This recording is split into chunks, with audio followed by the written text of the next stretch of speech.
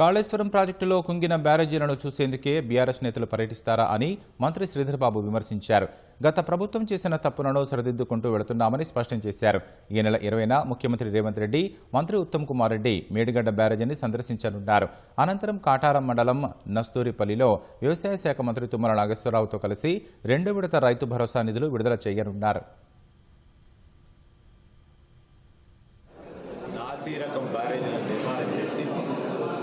లక్ష కోట్లు వెచ్చించి బ్యారేజీలు ఏ విధంగా కూలిపోయాయని చూడాలనిపిస్తున్నాం. దేని గురించి వస్తూ ఉన్నాం?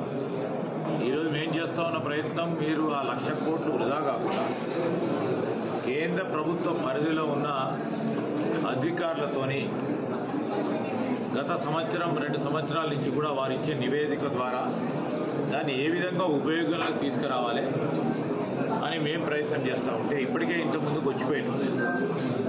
ఏం చేసిన దాని తర్వాత వస్తుంటారు పోతుంటారు, స్వేచ్ఛ ఉంది. మేము వాళ్ళలాగా బ్యారేజీలో పోతుంటే ఎక్కడ ఆపలేదు కదా. ఇప్పుడు పోతుంటారు వస్తుంటారు, పోనియండి రానియండి.